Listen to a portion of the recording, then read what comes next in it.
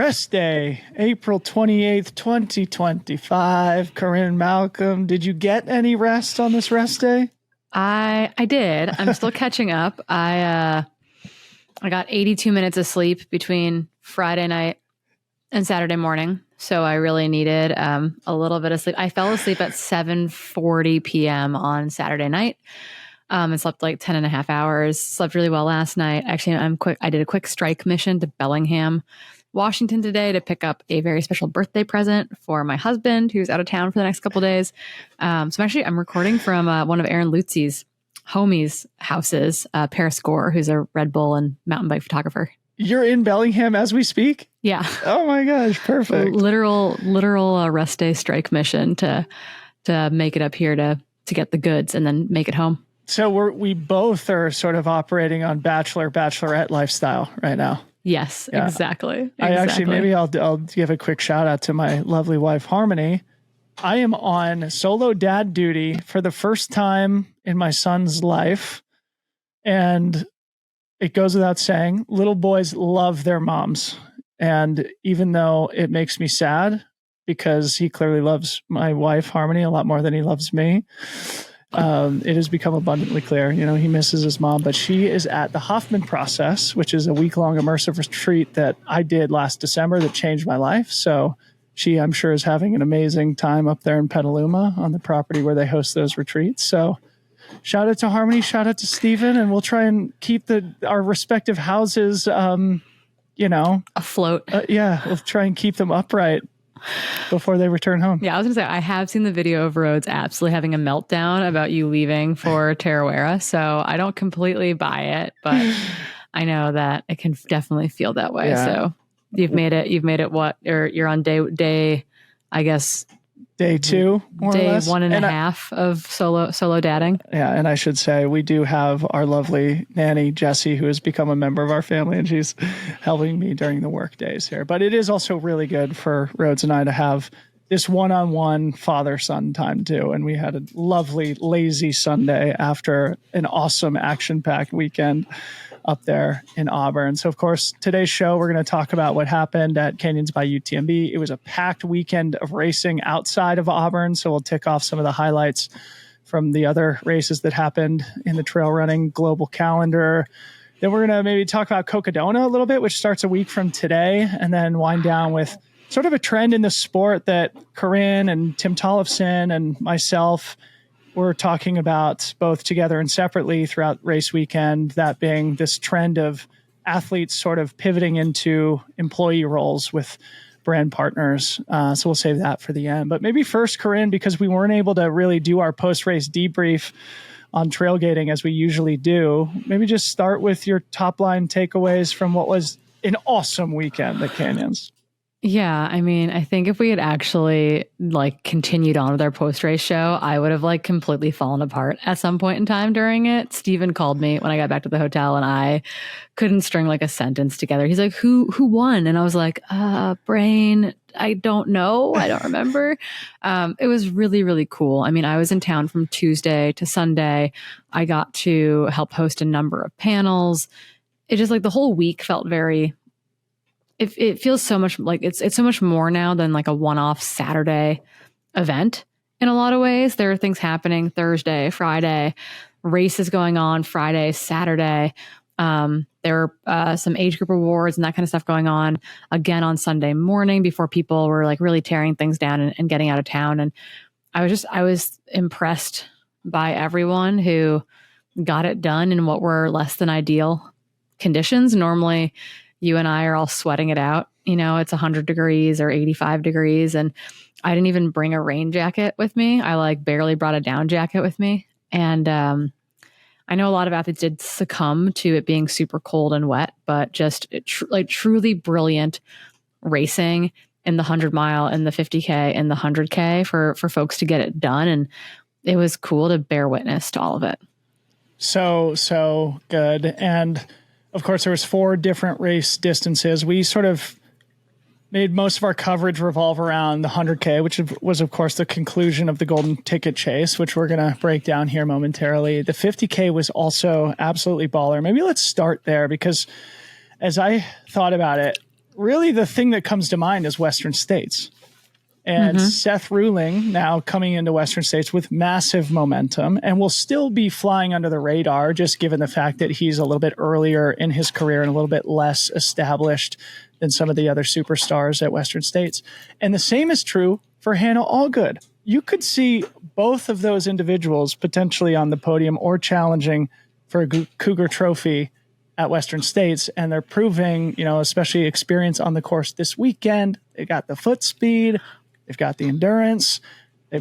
Neither have over raced here in the spring, pointing a lot of momentum towards Western States in a couple months. Yeah, I mean, we had a number of guys use the 50K as a quote unquote tune-up towards Western States last year as well, with both Hayden, Dan Jones, some of those individuals in the mix for the last couple of years in particular at Canyons. Heather Jackson has jumped to the 50K for the same reason, generally speaking. And so I do think that there is a lot of pull to getting like a little taste of Western States without necessarily having to go full meal deal, unlike Lin Chen, who's also in Western States, who did the 100-mile at Canyons, which I still think is crazy, but we'll see what happens come June.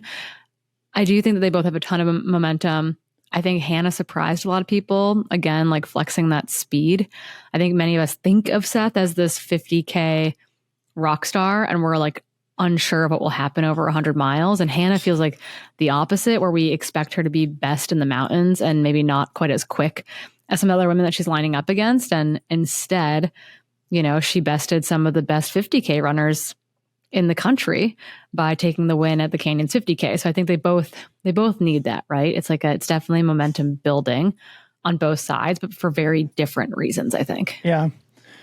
Shout out to Hannah, my coach. I just have to give her extra special kudos, and I hope she doesn't mind me saying this, but she's when I chat with her about Western States and stuff, it's clear she's like a little nervous about it. Like it's a big deal. It's a big stage. She qualified at Javelina, which was her 100-mile debut.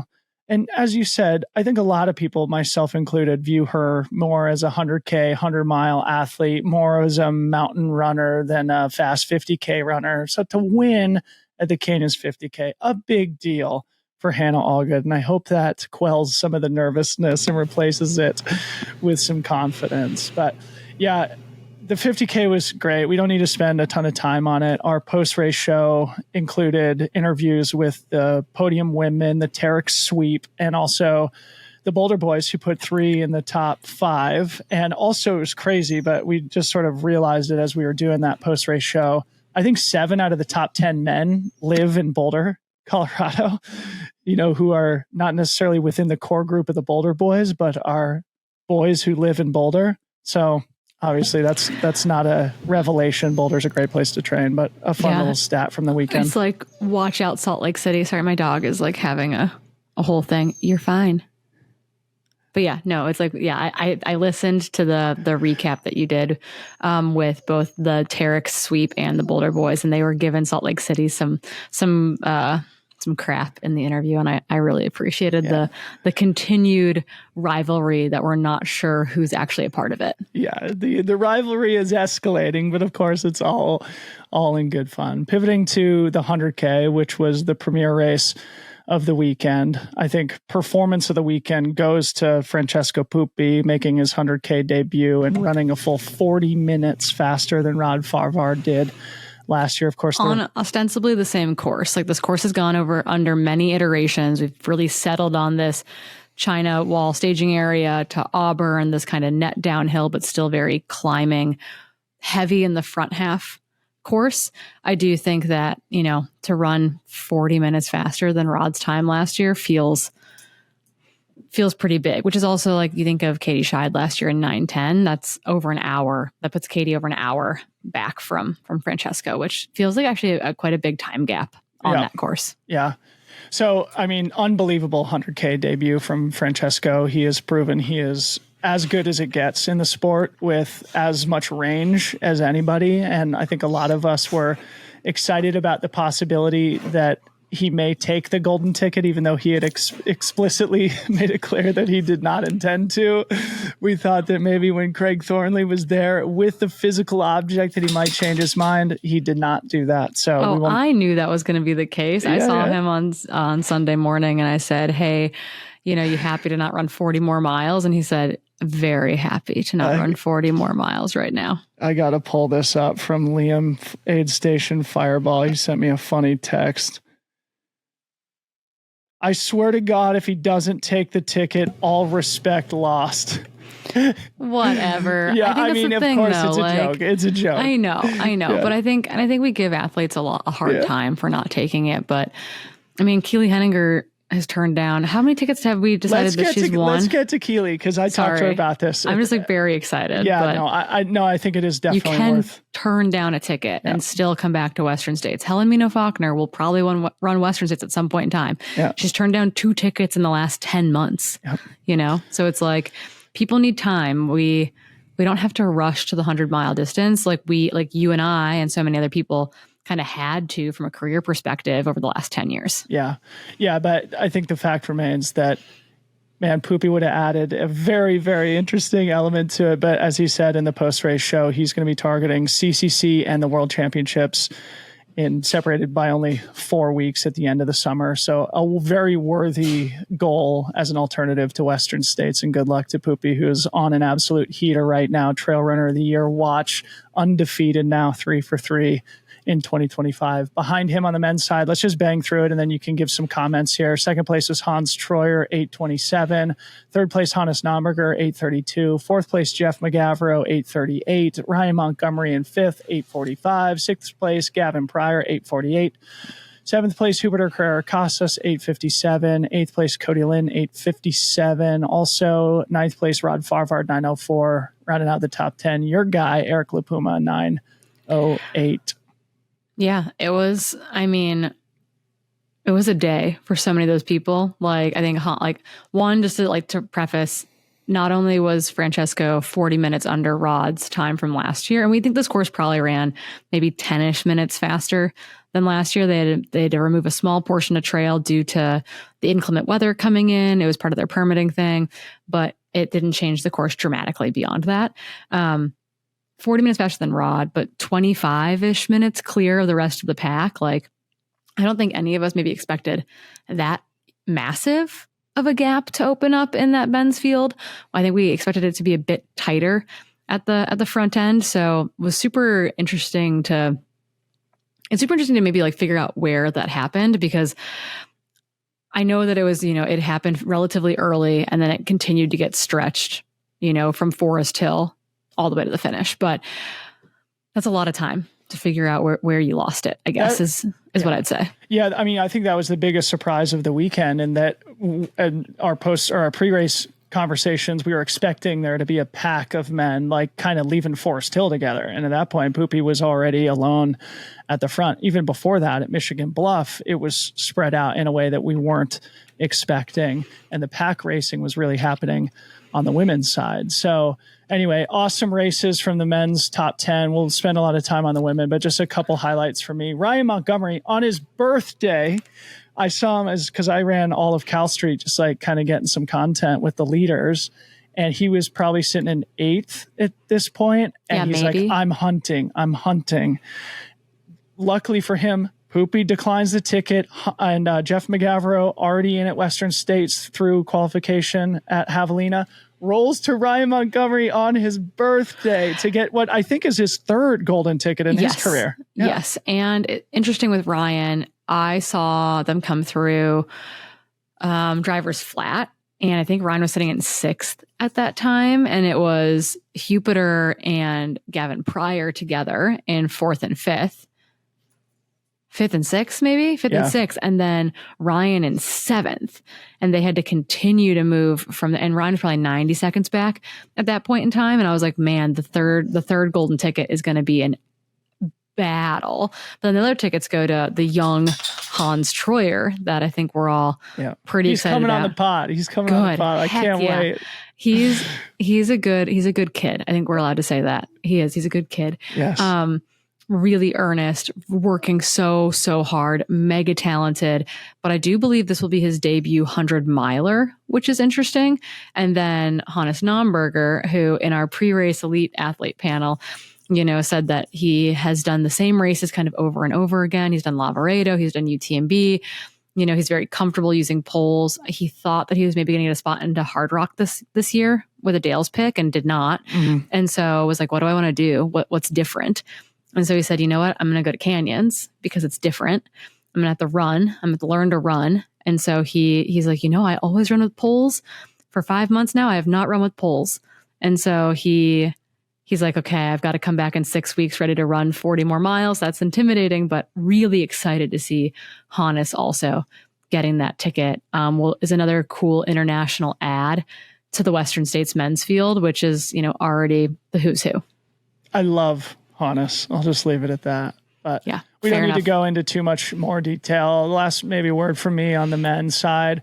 Just want to give a shout out to Rod Farvard. When I saw him come past me on Cal Street, he was complaining that he's having issues with breathing, sort of asthma, maybe allergy related stuff, not uncommon this time of the year, but probably disappointing after winning the race in convincing fashion before Western States last year. Still finished it off in a solid 9:04 for 9th place. So just wanted to give kudos to Rod. Should we move to the women?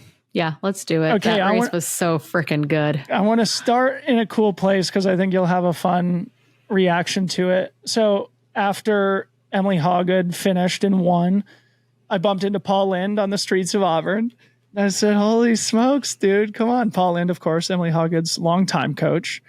And he said, it was exactly how we planned it. We basically came up with a strategy of we're going hard off the gate, no pressure, don't need the ticket, see who goes with you.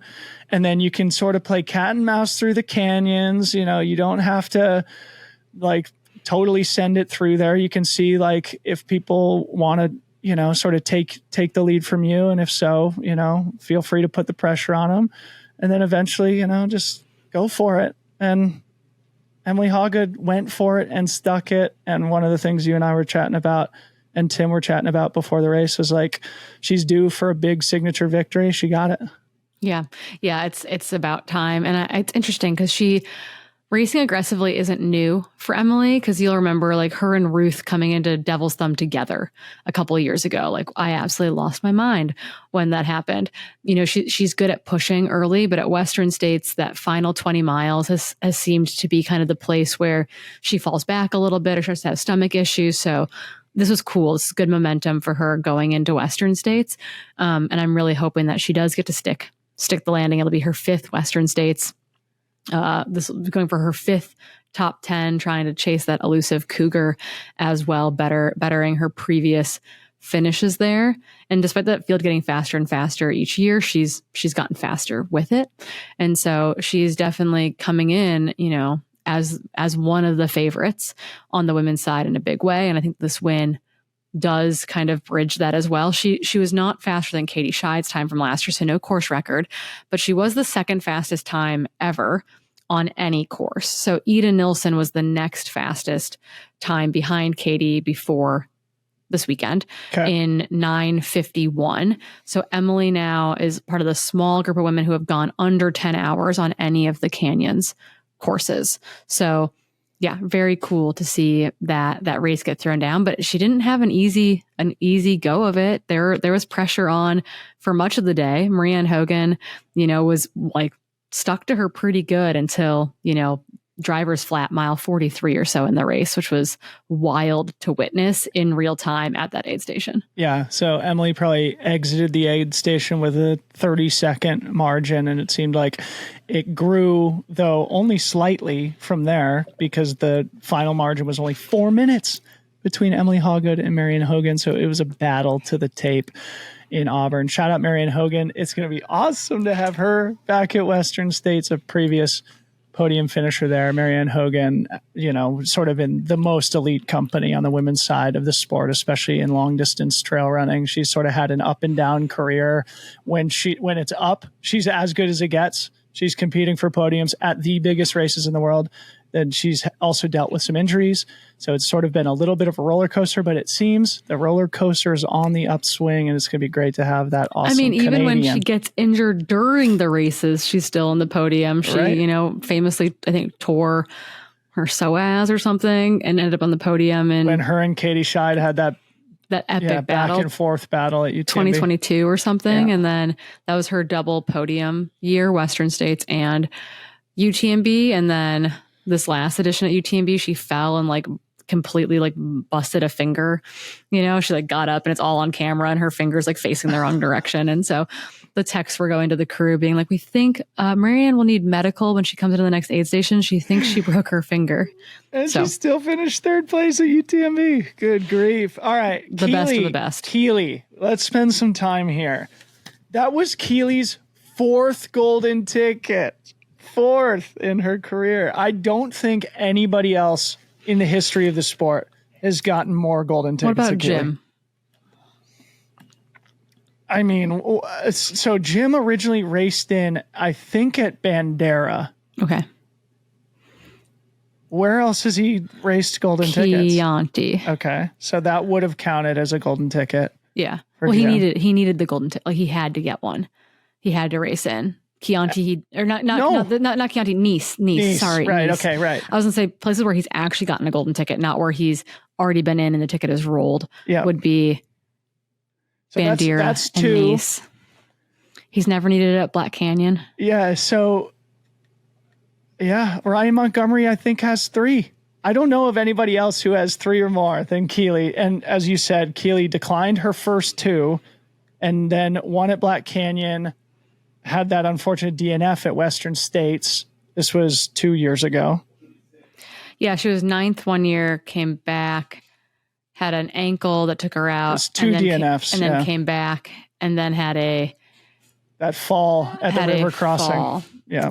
Yeah. So anyway, I think her first year, I think the year that she was F9, I think she might have gotten an Ultra Trail World Tour spot that year. And despite that, she's like still gotten 4 golden tickets. 4 golden tickets. And okay, just to put this into amazing. context for you all, she didn't get into Auburn until like 8:30 or 9 p.m. on Friday because she's in medical school at OHSU and Fridays are exam days for them. And so she had like 2 or 3 exams on Friday. And then her and JT flew to Sacramento, gets into Auburn, has to be up at the crack of dawn, try to get on a shuttle at 3:45 in the morning, and then finishes 3rd in an epic brawl, full on battle with her and Kareth Arnold and Aaron Clark. Oh my goodness, Aaron Clark. And it was JT and I were standing in the finish line and we had no idea who was going to come around the corner next. Right. We thought it was probably going to be Aaron.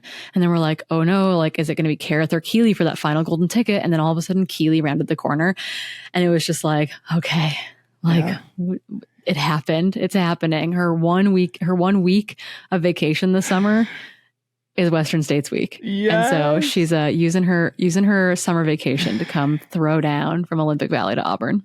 Have you guys recorded Trail Society yet? The debrief? We're recording this weekend. All right, great. So it'll come out. It'll go out next week. Yeah, Keely's recap interview will come out in a week's time on Trail Society. Can't wait. Yeah. Instant play button. Well, cool. Shout out to Keely. I mean, her journey with Western States, I remember telling her when she finished 9th, we were sitting on the infield. I said, dude, you can win this race. Like, you can win this race. And now she's got another chance this year. Life changes. But, I think maybe going in with a sense of freedom and less pressure and, just being able to enjoy the experience maybe more than she could in her first 2 runnings. And, as we all know, oftentimes it's that sentimental lift that puts you over the top sometimes. Yeah. And just for context, she's run Western States 3 times and she's had to DNF twice. And the first year that she DNF'd, it was her and Ruth Croft and Emily Hawgood who all came into Devil's Thumb together. And then she mangled her ankle between Devil's Thumb and Michigan Bluff. And we saw that whole thing play out at Michigan Bluff where she tried to leave, but she was couldn't bear weight on her ankle, came back to the aid station. They tried to tape her up. They sent her out again. She came back to Michigan Bluff again and ultimately called it a day. Then goes and gets a golden ticket at Black Canyon to come back the next year. And she's also putting herself in a top 5 position when she absolutely eats shit like 1,000 meters, no, less Did than she like dislocate her shoulder? Or she was a couple 100 feet out of the Rucky Chucky aid station, and she fell so hard that she dislocated her shoulder. And the medical team was like, we can't help you because if we help you, you're DNF'd. You're DNF'd. Like your day is done. And so she spent like 20 minutes on the ground trying to relocate her shoulder by herself. And it was like it was a posterior dislocation, which is kind of unusual. And so like she couldn't put enough like force through it to actually relocate her own joint. And so she ended up hobbling into the aid station where they like did it. And they're like, well, I guess like you can continue. And so she did. She like left and crossed the river. And then she was like, this is dumb, like hobbling up to Green Gate. And her day ended there. But man alive, she's going to stick the landing at some point in time. And she is in Cougar contention as much as anyone else is. So good. Erin Clark rounds out the golden tickets. 3rd attempt this season. And another, 3rd attempt this season. Another great storyline for the race. Erin Clark going back to Western States. Of course, her partner Adam Peterman also going to be in the race on the men's side. So that'll be a fun thing for you and I to talk about. Yeah, it's we always have to have a couple in the race, and with the absence of Rachel Drake and Tyler Green, it is nice to have a new couple who are expecting, which was announced since the last rest day. So shout out to Tyler and Rachel. Yeah, we've lost 2 women from the returning top 10 due to pregnancy. So it's we're excited to continue to add to the women's field through the golden tickets, but. Yeah, it's Erin. Erin has been to Western States before, but I think her initial entry in, I don't think it was a golden ticket. I think it like was by other means and didn't have a good day. I believe she ended up DNFing. And so she's been kind of like trying to get back to Western States ever since. This is before I think Adam ran his first Western States. Yeah, it was. And, just like what a cool fight. And I love that at Javelina, she's like, yeah, it's going to take me a couple swings, I think, but like, it's going to happen. Yeah. Like came up just short at Javelina. Black Canyons didn't work out. And now like, here we are, Canyons endurance runs, getting that golden ticket to join the Western States field. Just so thrilled for her. Topher Gaylord was like, yeah, we just saw him at the park and Erin Clark is just doing this weird Scandinavian breathing thing. And we like told Jeff Mogavero that at the finish line. And he's like, oh yeah, it's the Missoula grunt. We all do it. The Missoula grunt, man. Missoula is going to be well represented at Western States. Yeah. Adam Peterman, Erin Clark, Jeff Mogavero. Can I tell one more story Go ahead. from the women's field? This is so freaking cool. And we'll let Keely go into great detail, but she found out going towards Roby Point that she was only 3 minutes behind Erin Clark. And she was like, she initially was like, oh, cool, like, I'm not going to get her. And then she was like, no, if that was 3rd at Western States, I would need to do everything I can because I want to be on that podium. And so she ran every step of the Roby Point climb. Nice. Every single step from no hands up to Roby Point to end up closing down on Erin and making that pass and getting it done, which is so nasty. It was only a minute of separation at the end. Just nasty. Like what epic battling. I told Keely this story about Erin as well, about the grunting. And she's like, oh my goodness, Corinne. She's like, I spent like 20 miles out there just like making noises. God. Like she's like, I sounded like a tennis player, just like making noises, trying to get up the climbs. So they were working. It was just truly inspirational. Like I am fired up. I could run through a brick wall after like witnessing the race weekend. Toughness personified. Okay, so in 5th place, just outside golden tickets, was Kareth Arnold, who earned a golden ticket at Canyons last year. That was 5th place. And I just want to say 1st through 5th place, only separated by 19 minutes on the women's side. So as we were expecting the men's race to be really packed up, bunched up, through the late phases of the race, it was actually the women's race where that did happen. So shout out to Kareth on another great performance at Canyons, and just remarkable racing at the front of the women's field. In 6th place was Sarah Beal, bouncing back from that unfortunate DNF at Chuckanut, 10:33. 7th place, Arden Young, another Canadian, 10:51. Abigail West finished just under 11 hours, 10:59. in 8th place. And then 9th was Madison Leitchie, 11:01.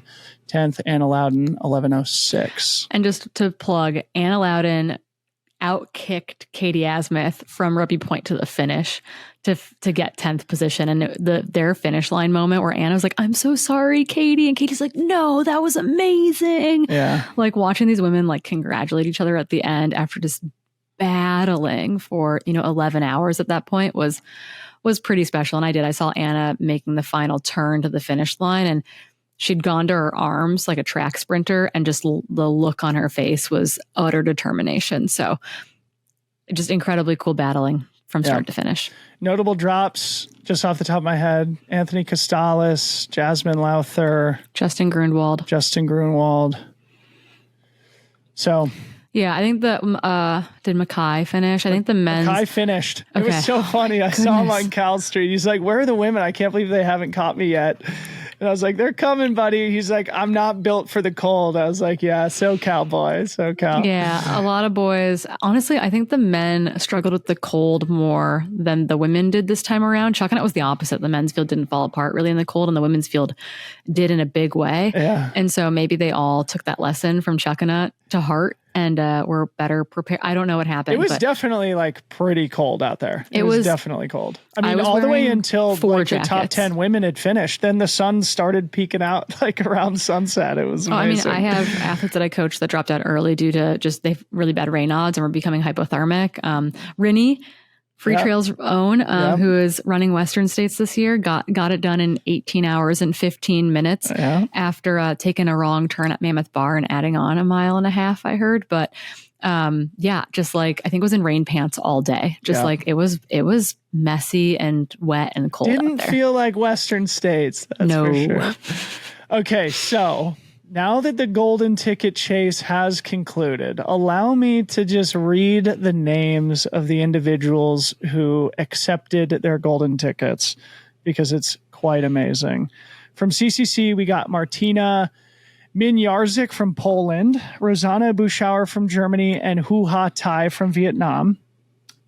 In the men's side, we had Peter Freno, Adam Peterman, and Hu Hao Zhang, Chinese athlete.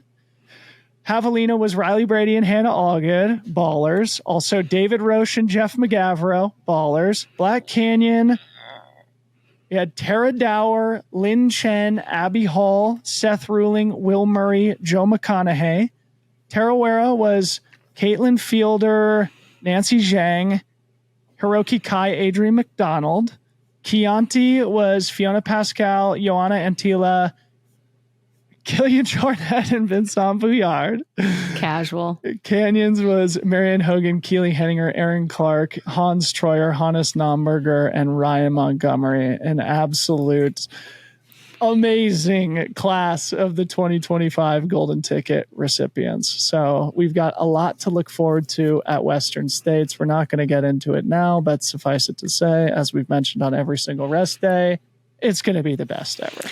It's going to be really, really good on both sides. I can't wait to like dive into it. You and I get a little break. We got a couple weeks off in air quotes, before we really have to get back down to business with a broken arrow to Western States. You start toggling the fantasy team for Western States starting in a couple weeks. All right, a few more. Just like it was a busy weekend of racing. So let's just tick through a couple other highlights from races around the world. I think the story from the Great Wall Trail race from the Golden Trail World Series last weekend was Kenya came to play. Yes, in a big way. Patrick Kipnano, 2 for 2 so far this year after winning in Japan, 1 in China again. Philemon Kiriago, for the third time in recent memory, finishes second, less than a minute behind the winner. So I'm just like waiting for Philemon to have his, final big breakthrough victory. And he's only like 22 years old, so he'll probably have many seasons of that. But he was only like 30 seconds behind his good friend and training partner, Patrick Kipnano. And then on the women's side, well, first of all, on the men's side, there was 1, 2, 3, 4, 5 Kenyans in the top 10. On the women's side, there was 2, but they finished first and second. Caroline Kimute won. the Great Wall name. Trail, new name to me. Joylene Chepnano, who had a couple big victories last year, Sierras and all, and the Golden Trail World Final, finished second. So Kenya was the name of the game in China. Yeah, in a big way. You're going to see that kind of what is it? There's obviously the Millimani runners, and then the On sponsored group is called what? Run Together. Run Together. Like showing up in a big way. The Millimani runners are sponsored by Salomon now, so hopefully that means we're going to see a lot more athletes from that Millimani, Salomon collaboration. I think Caroline Kamute is from that group. Yep. And I know Joylene is, so that's a good duo being brought into the Golden Trail. Good grief. Series. I feel like that is potentially a hugely brilliant move for Salomon to go in there and box out and get that type of a partnership with the Milliman runners. It is. And if you think of like the Olympic potential movement being really centered around this Golden Trail format, that's also a big deal for the IOC to see that African nations are involved in it, because you need to have X amount of international competition. It can't be, Western centric. It really does need to be pretty broad based. So that's also a big win for Salomon's push in that regard when it comes to the IOC seeing their format and their racing as an Olympic potential. Cool. All right, a couple more things before we move on. I wanted to issue a correction from last week's rest day where remember we were sort of speculating, what happened to Joyce? She finished sixth. Turned out she took a wrong turn. So Corinne and I hadn't fully realized that yet. But unfortunately, Joyce succumbed to a DNF this week. So a wrong turn and then a DNF. It's been tough luck to start the season for Joyce, who I think was the number 3 trail runner of the year last year and won the Golden Trail World Series outright. So getting the bad luck out of her system before what is hopefully going to be a huge second half of the season. The last thing I wanted to say is Sarah Alonso, man, she's a baller. Won in Japan last weekend, finished 4th in China this weekend. So watch out. Sarah Alonso very much back. She's just tough too. That. We talk about how the Hemmings are racers. Like Sarah Alonso's a racer. Yeah. Speaking of people who are back, have you ever heard of Katie Scheid, the reigning trail runner of the year? Oh yeah. Just like the world's best trail runner of all time, supposedly. No, I mean, just she's back at it. She's not back. She's just back at it. She finally kicked off her running season. Yeah. Her season has started on Madeira, where she won by a staggering 2.5 hours, finishing 7th. Holy cow. Overall. So how close is she to beating Germo? Good question. Let me see if I can pull that up. That's all we really need to know. The Madeira field was kind of interesting this year. It was also an interesting course this year. I believe it was altered due to fire on the island last year. So some of that route is not open to the public right now. It also seemed like the weather was awful. Like it looked wet. Katie actually put out a video and she was like, the White Mountain Katie taking over for the French Riviera Katie, because the conditions were like very much more White Mountain, New Hampshire-esque than they were French Riviera running. Yeah. Well, shout out, congrats to Katie getting the season started in the same place she left off, with just a huge statement victory that just makes you wonder whether, what's ahead for her, at Hard Rock and beyond. On the men's side, let me see here. It was actually a very tight podium. I think only separated by 9 minutes. It was Paul Cornet Kauvink, a new name to me, followed by Miguel Arsenio, who's been a really solid European athlete from Portugal, and Raul Batucci, who you could say the same thing about. They finished only 9 minutes apart. So that was Madeira. As you said, it was sort of a strange year. It wasn't quite as competitive as it has been in the past, but that race is known to be one of the best in the world. Iconic course, as you said, adjusted based on a wildfire from last year. But I think these times are roughly similar. Like the stats on the race course were roughly similar, but again, not comparing apples and apples. Also on the World Trail Majors calendar, in addition to Madeira, was the Mount Fuji 100. The big headline there was Joaquin Lopez coming through with a massive course record, 17:48. Not a fluke is the thing. I think a lot of people saw Joaquin Lopez get this podium finish at UTMB last year in a weird year where all the guys dropped out, but the men still ran exceptionally good times. And I think it would be easy to brush off, Baptiste or Joaquin as like, oh, that was just because everyone else like faded. No, they ran great there. And like to see Joaquin Lopez come out on top of a number of Chinese athletes who are so freaking good at this thing, as well as like Tyler Green, who is also very good at this thing, is a big deal. And I think that, it's really, I think it has to feel good to be like, yeah, I'm supposed to be here. And his Instagram post is amazing. It talks about what motivates him when he's out there racing is the fact that he represents so much more than just a runner, that he is very active in fighting for better representation of runners from, South and Central America. He's coming on the pod too. This Ecuadorian guy who's he's so nice. I've gotten to work with him on the PTRA board over the last year. I put him in touch with Kelly Newland after UTMB last year, and I'm so freaking happy for him. So That was a huge win. Good. Well, yeah, as I said, he's coming on the pod too. I'm really excited to chat with him. So congrats to Joaquin, the pride of the great nation of Ecuador. It's so cool to see how this sport is so international, both the front, middle, and the back of the packs.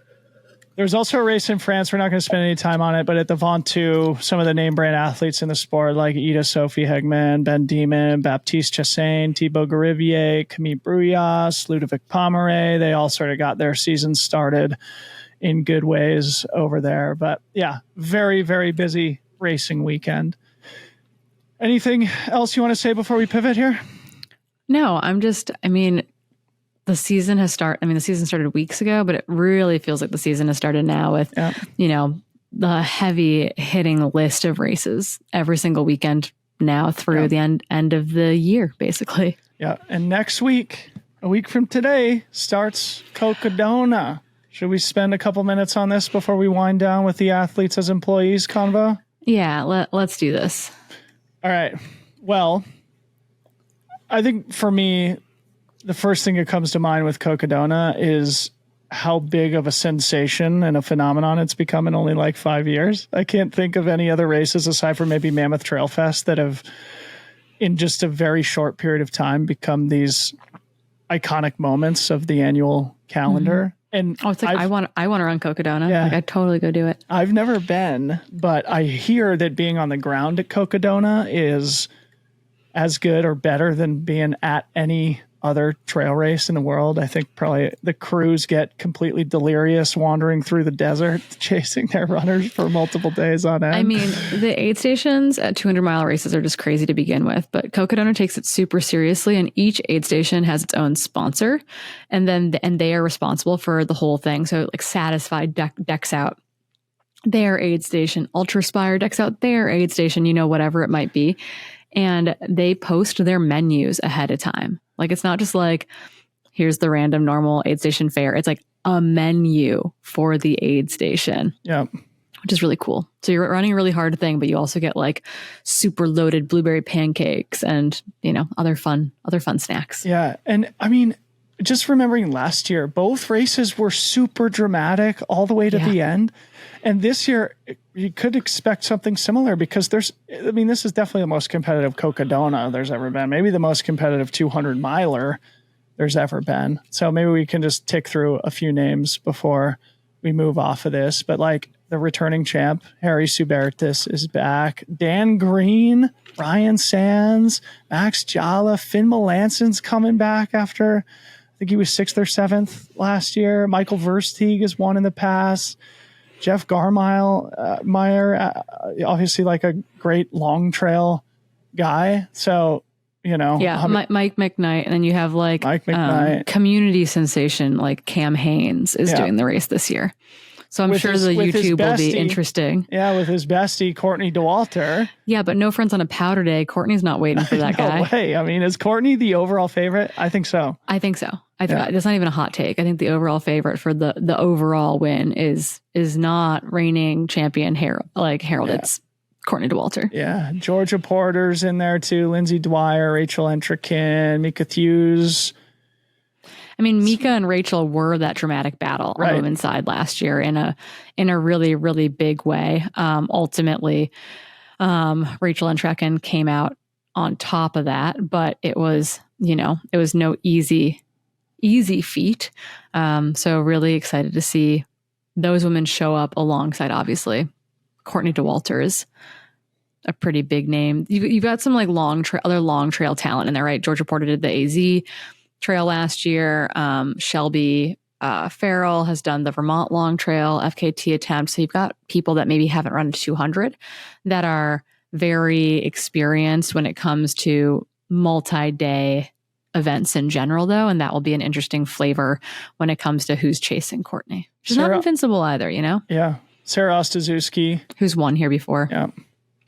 Well, Ryan Thrower is going to be on hand. So for those who are at Cocodona, say what's up to our boy. He's going to be chasing Courtney Dauwalter around, making a film about her big swing at this 250-mile race. I wish I could make it. I've got a scheduling conflict this year, so not going to make it. I remember you and I were chatting about, I was thinking about jumping into that Mingus Traverse 79-miler, the new distance at Cocodona this year, but both the schedule won't allow and the fitness won't allow right now. But good luck to everybody who's going to be there. I mean, that has got to be an intimidating objective to point your gaze towards. Yeah, we'll be following from afar as 100%. we all do. All right, let's wind down with something that's just been bouncing around in my brain. I was running with Tim Tollefson on Cal Street yesterday, and we were just catching up about a lot of stuff, life, business, work, family, etc. And we were chatting about his the new role that's sort of been carved out for him in the marketing side at Kraft. And it's something that actually Matt Trappy wrote about in his great newsletter a few weeks ago, just this trend of athletes becoming more like employees, representing brands not only with their athletic talent, but with their intellectual power. You're obviously an example of this at Hoka. David Laney's also got sort of I think more of a sales role at Kraft. And today it was announced that Corey Woltering is taking over as the team manager for Merrill. So just another data point in that trend. I think Jason Schlarb does the same thing for Norda. So I figured this may be a fun way for us to just wind down, just like maybe talk about why brands are identifying this as a unique opportunity to leverage their athlete teams. And maybe you could speak from your experience as to how it's been so far. Yeah, I think it's interesting. I think it's, Des Linden is probably like one of the more preeminent examples of this, that she's kind of had this like brand directively or like role at Brooks this whole last contract cycle, but really will be moving into that now as she is officially retiring from marathon running. I think we're going to see her do some other stuff, but her main gig as being a marathon runner will be kind of in the rear view. So I do think that this has existed for a while. David Laney is a great example of it. You know, I think this whole probably the last 3 or 4 years has been in this role with Kraft as well. It's kind of an interesting combo of when and where does this hit an athlete in their career as well. Another example would be Stephen Kirsch, who runs his own, creative agency, or is a co-lead of a creative agency. And while Rabbit Wolf does do work for Terex, the company he runs for, they also do work for Hoka and a number of other brands. And so we do have athletes working in the space with brands, but I think it is a change that we're seeing. And I guess the question is this just for athletes that are aging out of their athletic prime or who want to stay involved in the sport? Or could there be an in-between where athletes so many athletes on the Terex team I can think of who just like are brilliant marketing people. Kimmy Schreiber, who you had in the post-race interview, is an amazing writer, an amazing creative. She could run a brand agency. She could work, she'd be phenomenal at it. She's awesome. Yeah. And so does someone like Terex decide like, hey, you know what? Like, Kimmy, here's your running contract, but we really, really want to bring you into this role type of thing, kind of hiring internally with some of your athletes. And I don't know that it just has to be the aging athlete or the athlete who's kind of moving into a different phase of their career, but I do think it's a way to create greater buy-in. The other side of that would be, Keely Henninger working and running for Nike, for a long time, Right. right? So it's like Vincent was maybe the most similar analog to Keely in the sense that he was an employee of Hoka who happens to be a talented runner and is now both an employee and an athlete for the brand. So I'm curious to see how that changes. Will we find more athletes working in some of these real like job centric spaces, product engineers who actually have that background? Or are we going to see it more in the marketing, team management, event management space where athletes have a lot of experience doing that personally and are now transitioning into doing that role as they maybe change their running trajectory and career? Yeah. Because it comes with a lot of like other stress and weight and responsibilities that isn't always indicative or doesn't always make running easier. Yeah. A lot of these brands aren't fully remote. So it's like, do you really want to go live in Nuremberg or Herzog or wherever to, quote unquote, work for the brand versus getting to live and train where you want to? Not everyone's based in Annecy, unfortunately. Yeah. But I do think that we could see more of it. I think it would be brilliant for brands to hire kind of an athlete education role person, or have somebody within the operation who on a semi-regular interval provides some sort of an educational experience to the athletes about like what the brand is up to and why, like here are the priorities that we're targeting for the next quarter and why, like what's downstream of them, what are the potential commercial impacts. And I think that will not only give the athletes a better sense of how they fit into the greater mosaic of the brand and its impact on the marketplace, but also give them a lot more knowledge that they could use further down the line in their careers and keep those individuals, over a much longer time horizon. One of the comments that Tim made to me as we were talking about this was like,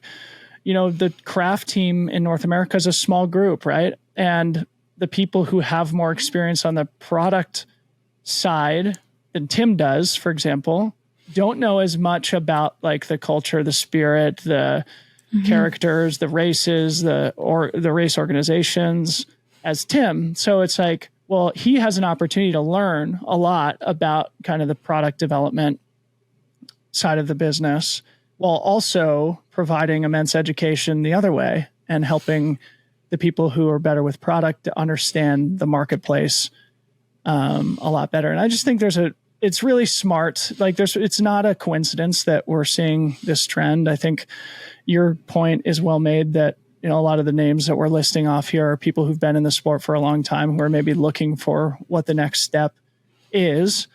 But what a great idea to start that earlier in an athlete's life cycle and really like help them understand the business a little bit more and therefore give them more information with which they can be better ambassadors for the sport. And as I said before, help represent the brand both with their athletic superpowers and with their intellectual capabilities too. And I think most athletes are really motivated if you give them a sense of what the goal is.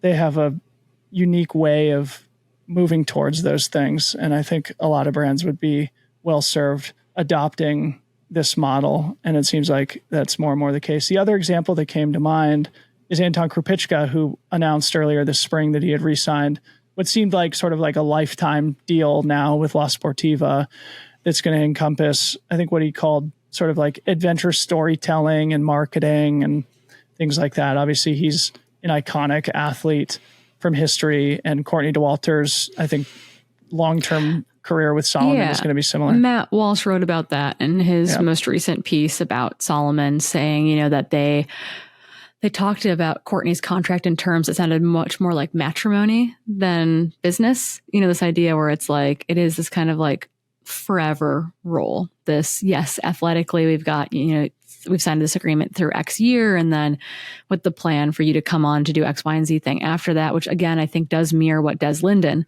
is doing at Brooks in a big way. I think Des's role officially is like chief running officer or something like that. Which is great. Which I think is like kind of will be Courtney's role at Salomon, which I think like shows value to like those that expertise in the sport. And every brand's different. Some brands, it's the folks in marketing are really grounded in running and like are weaker in marketing, or are really grounded in marketing, but don't know anything about trail running. And so it is kind of this constant battle of putting together the right team of people who understand the sport holistically, understand the players, understand the event space, understand the culture of the sport.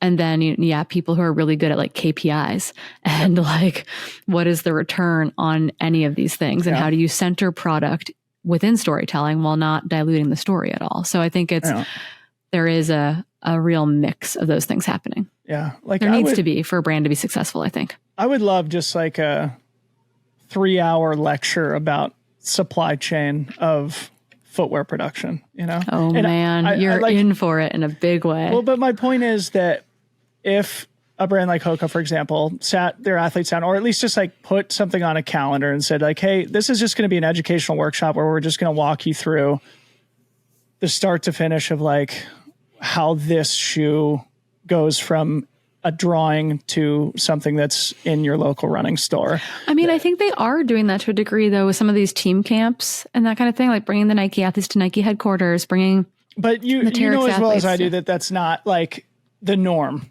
for most athlete teams. I think it's shifting, though. I mean, I think Solomon's doing that. I think Terex is doing that. I think Hoka is working on doing that. I think that a lot of the big players in trail running, you can't do that when you've got 300 people on your team. Right. You can do that when you've got 20 athletes or 40 athletes. Yeah. And I think that is the change that we're seeing, is that the brands are kind of coalescing around a number of athletes that they truly can support. And I think the big players in the sport right now are doing that kind of thing. I think medium-sized players maybe struggle with that a bit more. And then the super small brands, I want to say like Norda, for example, I would hope they're doing that with their athletes, because it's like it's the whole entity itself isn't that big. Mm-hmm. And all their entire athlete team has to touch every part of shoe development, just because they need the testers. Yeah. Anyway, very cool. And yeah, the reason I wanted to bring this up today is because I just saw the news about Corey Waltering, who I think is also running Cocodona. So congrats to Corey and good luck at Cocodona. Yeah, that's a big deal. That's very exciting. Yeah. But yeah, it's a constant evolution. And I think you need an interesting mix of people on your team. And I think that's the team aspect, just like you have a mix of athletes on the team. I think the people behind the scenes, from sports marketing to event partnerships to athlete management, they all bring something very specific to the table, and they can't all be couched in one ecosystem, because I think that then you'll miss something else. So I like getting to see behind the curtain more and more over the last 3 to 5 years. I do think that the ecosystems that are working well, when they can fill positions and they're not struggling to backfill roles and people aren't doing 3 jobs, you will see this interesting mix of background and experience, from the embedded in the trail side to an outside player who is excited about what we're doing. And they work really well together, I think, once all the translation goes through. Yeah. Cool. Fun convo, Sweet. Corinne. So fun to work together throughout last weekend. Good dress rehearsals for the things that are ahead of us. But for now, we both get a little bit of a break from bouncing around from race to race. So yeah. I'm going to enjoy it myself. I'm waiting for Rhodes to come screaming into this at some point. No, he's taking a nap right now. Oh, but we're going to go hang out. Sick. Awesome. All right. Thanks so much for doing it. We'll chat soon. Yeah, sounds good.